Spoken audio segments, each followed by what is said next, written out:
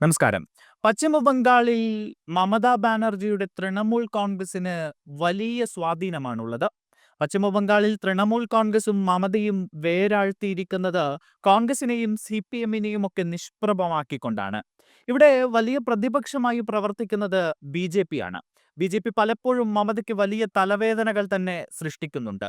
കേന്ദ്ര ഭരണം കൂടി ഉള്ളതുകൊണ്ട് മമതയെ എങ്ങനെയും ഇത്തവണ പശ്ചിമ ബംഗാളിന്റെ അധികാരത്തിൽ നിന്ന് പുറത്താക്കുക എന്ന ലക്ഷ്യം BJP വെച്ചു പുലർത്തുന്നുണ്ട്.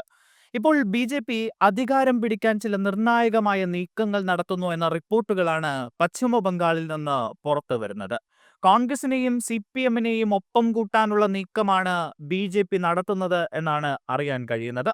വരുന്ന നിയമസഭാ തെരഞ്ഞെടുപ്പിൽ തൃണമൂൽ കോൺഗ്രസിനെ അധികാരത്തിൽ നിന്ന് മാറ്റുന്നതിന് രാഷ്ട്രീയ അഭിപ്രായ വ്യത്യാസങ്ങൾ മാറ്റിവെച്ച് CPIM-ഉം കോൺഗ്രസും BJP-യോടൊപ്പം ചേർന്ന് മഹാസഖ്യം രൂപീകരിക്കണമെന്നാവശ്യപ്പെട്ട് ബംഗാൾ BJP രംഗത്തെത്തിയിരിക്കുകയാണ്.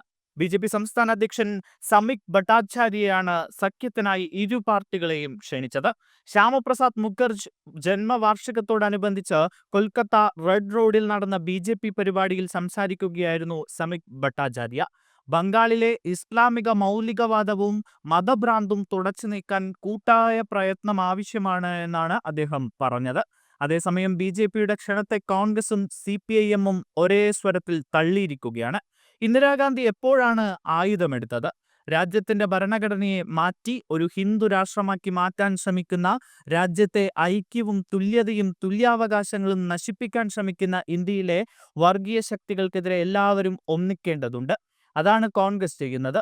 എല്ലാവരും ഒരുമിക്കുകയും BJP-യെ പുറത്താക്കുകയുമാണ് വേണ്ടത് എന്നാണ് തങ്ങൾക്ക് പറയാനുള്ളത് എന്ന് മുതിർന്ന കോൺഗ്രസ് നേതാവ് അധിർ രഞ്ജൻ ചൗധരി ബംഗാൾ BJP അധ്യക്ഷന് മറുപടി നൽകി. CPIM നേതാവ് ശരത് രൂപ് ഘോഷും BJP ക്ഷണത്തിനെതിരെ രൂക്ഷമായ ഭാഷയിലാണ് പ്രതികരിച്ചത്. സമീക് ഭട്ടാചാര്യ വിദ്യാസമ്പന്നനും മാന്യനുമായ വ്യക്തിയാണ്. ജ്യോതി ബസു BJP-യെ കുറിച്ച് എന്താണ് പറഞ്ഞതെന്ന് അദ്ദേഹത്തിന് നല്ലതുപോലെ അറിയാം.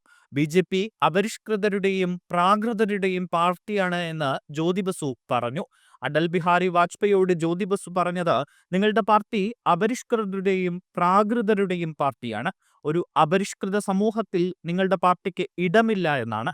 അതുകൊണ്ട് നിങ്ങൾക്ക് ജ്യോതി ബസുവിന്റെ പാതയിലൂടെ ബംഗാളിനെ സംരക്ഷിക്കണമെന്ന് ആഗ്രഹിക്കുന്നുവെങ്കിൽ അദ്ദേഹം കാണിച്ചു തന്ന വർഗീയ രഹിത ബംഗാളിനെ സംരക്ഷിക്കുമെന്നാണ് ശരത് രൂപ് ഘോഷ് പറഞ്ഞത്.